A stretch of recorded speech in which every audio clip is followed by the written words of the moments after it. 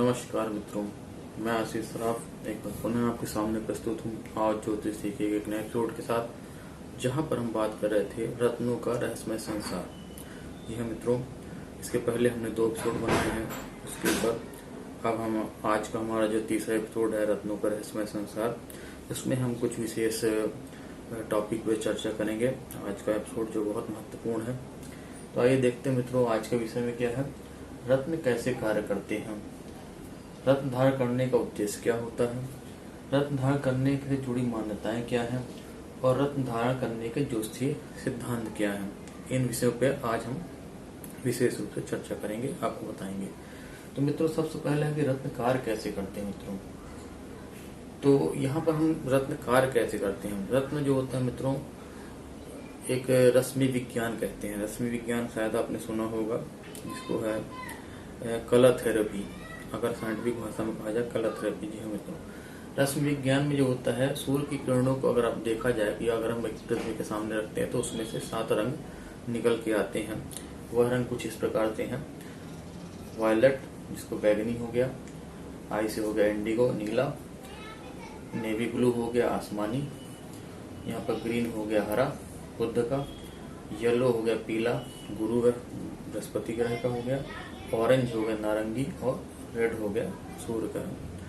तो जब हम सूर्य की किरणें को किसी भी प्रिज्म तिकोने प्रिज्म से सामने रखते हैं तो हम देखते हैं कि उसमें से 7 जो कलर निकल के आते हैं वो ये होते हैं। और वह 7 ग्रह जो 7 कलर होते हैं 7 ग्रहों को बिलोंग करते हैं, मतलब उसको परिभाषित करते हैं, जो कि आज साइंटिफिकली प्रूफ भी हो गया है कि सूर्य का रंग जो है लाल कुछ है और आपका शनि का नीला है, बृहस्पति का पीला है, मंगल का लाल है। तो ऐसे करके यह बात भी प्रूफ हो चुकी है साइंटिफिकली कि हाँ ग्रहों का रंग है जो कि आपको देखने को मिलता है, जिस बात को आज से कई हजारों साल पहले हमारे ऋषि मुनियों ने बताया चुका था। ये बात साइंटिफिक प्रूफ हो चुकी है। तो यह काम करता है रश्मि विज्ञान से। तो रत्न जब हम धारण करते हैं तो हम एक बात और देखते हैं कि हमारे शरीर में एक ऑरा होता है। ऑरा आपने सुना होगा, ऑरा यानी एक हमारा ही एक आभा चक्र होता है हमारे शरीर के बॉडी का, जहाँ पर विभिन्न प्रकार के एक रश्मि या प्रकाश प्रस्फुटित होता रहता है हमारे ऑरा में। और हमारे ऑरा में भी जो है 7 रंग से मिलकर हमारा ऑरा बनता है मित्रों। तो उस ऑरा में और सूर्य के प्रकाश में उन 7 रंगों का जो है समाहित होता है। अब रश्मि विज्ञान से क्या होता है मित्रों कि जब हम कोई रत्न धारण करते हैं विशेष किसी ग्रह को फल को बढ़ाने या किसी के लिए, तो हमारे ऑरा में हमें जनपत्ति में जो भी ग्रह कमजोर होता है तो उस ग्रह को पुष्ट करने के लिए हम उस पर्टिकुलर ग्रह से संबंधित रत्न को धारण करते हैं, जिसकी वजह से वह ग्रह का जो है रत्न की वजह से हमारे ऑरा में हमारे शरीर में उस पर्टिकुलर ग्रह से संबंधित जो रंग होता है उसका हमारे ऑरा में प्रभाव पड़ता है और उसके हमारे रोम छिद्रों से होती हुई उसकी ऊर्जा हमारे शरीर में जाती है और हमारे को जो उसके जो उसका हमारी जनपत्री में उसका सुख फल या कमी थी उसकी वह प्रतिपूर्ति करता है और हमें उसका बेनिफिट मिलता है। तो कुछ इस प्रकार से रत्न हमारे लिए लाभदायी होते हैं। इसकी वैज्ञानिक अवधारणा भी यही है मित्रों। अब हम बात करते हैं कि रत्न धारण करने के उद्देश्य क्या होते हैं। तो मित्रों रत्न कोई भी व्यक्ति जब कोई कार्य करता है तो वह उसके पीछे कोई न कोई इसका उद्देश्य होता है।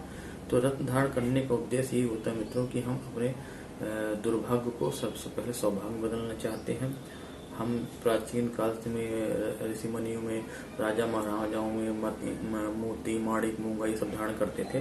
तो उनका बेसिक उद्देश्य यह होता था कि वह अपने जो है सौभाग्य को बढ़ा सकें और सौभाग्यशाली हो सकें। ठीक है, तो जिससे उन पर्टिकुलर रत्न धारण करने से वह ग्रह उन पे जो है गलत प्रभाव न डाले और अच्छा प्रभाव डाले, जिससे वह भाग्यशाली हो, उनका भाग अच्छा हो, भाग्यवर्धक हो, इसलिए रत्न धारण करते हैं। अब रत्न धारण करने से कुछ जुड़ी मान्यताएं हुई तो सिर्फ हमारे भारतवर्ष में ही नहीं, हमारे पाश्चात्य जो है सभ्यता है वहाँ यूनान में है, रोम है, टर्की है, यहाँ भी रत्नों को लेकर के मान्यता है कि कुछ जैसे कि बच्चों को हम ताबीज में मोती और चांदी में जड़वा के पहना देते हैं तो उससे उसके बला रोगों का नाश हो जाता है। ऐसे तुर्किश में है कि वहाँ पर हुक्कों में जो है रत्न अंबर नाम का एक रत्न होता है, वो जड़वाते हैं हुक्का जो पीते हैं। तो उनकी ये मान्यता है कि इस हुक्के से चाहे जितने भी लोग हुक्का पी लें उसमें जो है कीटाणु नहीं पनपता और बीमारियां नहीं फैलती। तो इस प्रकार से कई सारी मान्यताएं जुड़ी हुई रत्नों को लेकर के कि जहाँ पर अपने यहाँ है। अब इसके बाद हम बात करते हैं रत्न धारण करने का ज्योतिषी सिद्धांत। जहाँ में तो सबसे जो इम्पोर्टेंट टॉपिक है, रत्न धारण तो करना चाहिए, रत्न प्रभाव भी करते हैं, लेकिन किस प्रकार से हमको पहनना चाहिए कि हम जो है अपनी जन्म पत्री में कैसे योग हैं, किस प्रकार के रत्न, कौन सा रत्न कितनी मात्रा में, किस दिन, किस वार, किस विधि से पहने, ताकि उसका हमको अच्छे से अच्छा प्रतिफल मिल जाए। तो इस इधर पर कुछ ज्योतिषी सिद्धांत दिए गए हैं रत्न धारण करने के, उसके बारे में हम आपको बताते हैं। मित्रों देखिए, ज्योतिष में रत्न पहनाने के अलग अलग तरीके हैं, वहाँ पर कुछ विशेष तरीके हैं, जैसे कि जन्म राशि के हिसाब से, जन्म नक्षत्र के हिसाब से, जन्म मास के हिसाब से, आपके जन्म नाम अक्षर के हिसाब से आप जो है ज्योतिषी जो है रत्न धारण कराते हैं।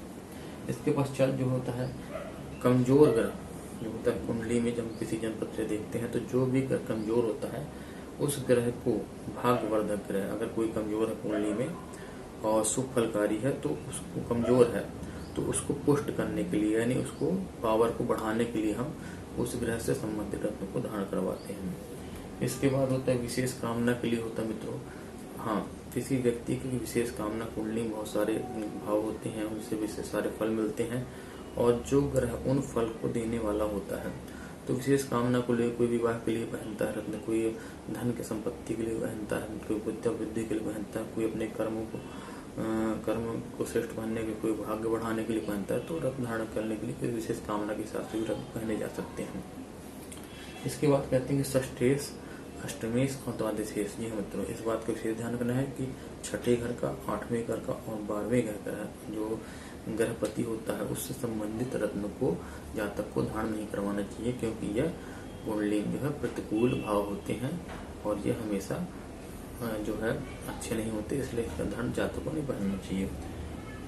इसके बाद है महादशा के हिसाब से रत्न धारण। एक धारणा यह भी है मित्रों की जब जातक की जो भी महादशा चल रही होती है, महादशा, अंतरदशा, प्रत्यंतदशा, प्रत्यक्ष में, तो उसके हिसाब से भी हम जातक को या किसी व्यक्ति विशेष को रत्न धारण करवा सकते हैं कुछ एक पर्टिकुलर टाइम के लिए, ताकि उस पर्टिकुलर टाइम में उसे उसका जो है विशेष जो है प्रतिफल प्राप्त हो सके।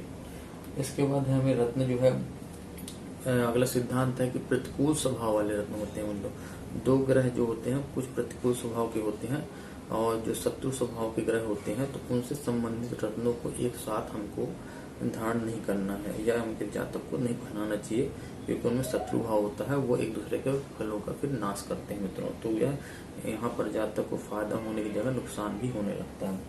इसके बाद हम बात करते हैं वजन जो होता है रत्नों का, वह हमेशा सवैया होना चाहिए मित्रों।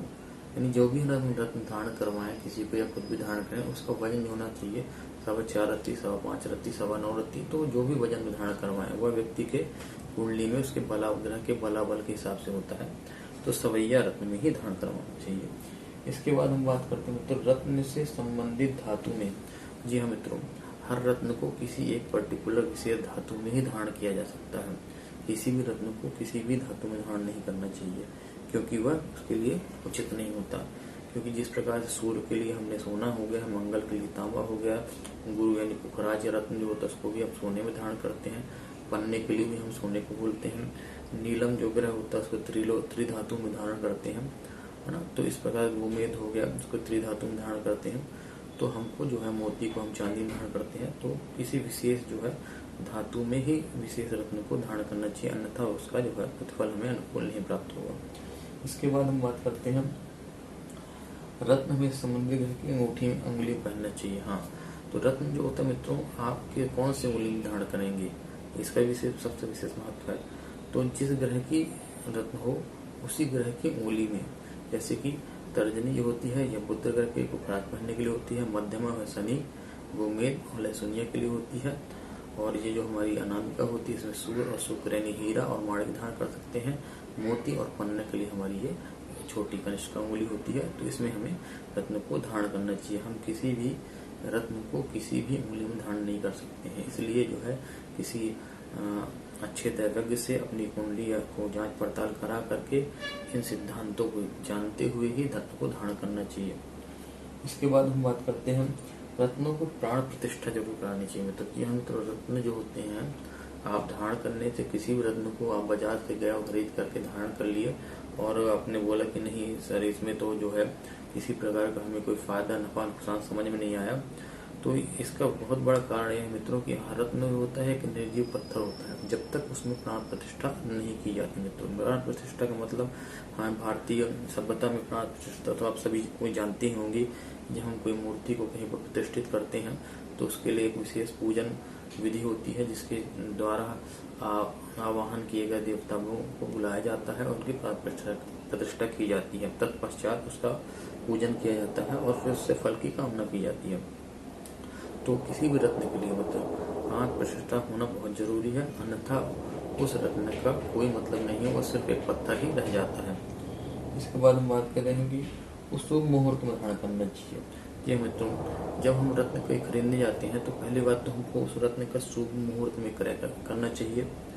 दूसरा कि उस रत्न को धारण करने के लिए, उसको बनाने के लिए जिसमें मूर्ति बनाई जाए वो विशेष मुहूर्त होना चाहिए। तीसरा उसको प्राण प्रतिष्ठा करने के लिए विशेष मुहूर्त होना चाहिए। और चौथा उसको धारण करना किसी विशेष वार या नक्षत्र में करना चाहिए। तो ये धारण करने बनाने से लेकर के यानी रत्न क्रय करने से लेकर इसको धारण करने तक उसका बहुत बड़ा विशेष महत्व है।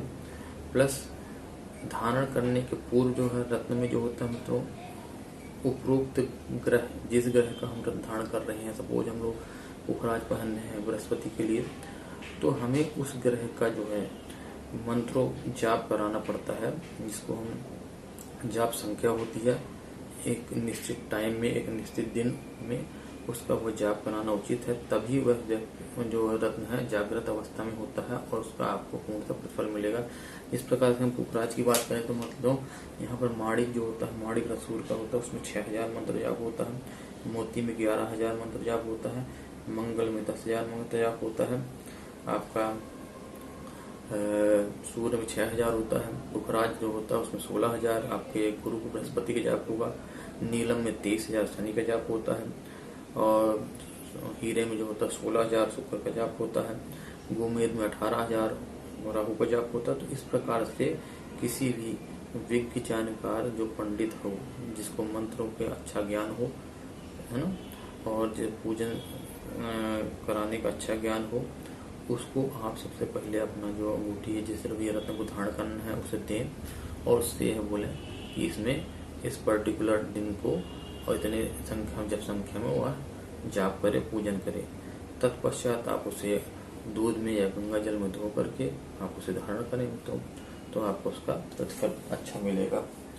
ठीक है मित्रों, अब ग्रहानुसार जाप होना चाहिए। तो ये कुछ जो सिद्धांत मैंने आपको बताया मित्रों कि ये रत्न पहनाने से लेकर के ज्योतिषी सिद्धांत है ये कि आप किस प्रकार का रत्न जो है, किसी जब भी आपको कोई रत्न धारण करना तो आपको उस पर्टिकुलर कोई अच्छा ज्योतिषी हो, कोई विद्वान हो जिसको इस प्रकार की जानकारी हो, जिसको रत्नों का ज्ञान हो, उसका परीक्षण हो, जो कुंडली को जानता हो, उससे वो दिखा करके ही और इन सब बातों को ध्यान में रख करके ही रत्न धारण करें। निश्चित तौर पर आपको उसका अच्छा प्रतिफल मिलेगा।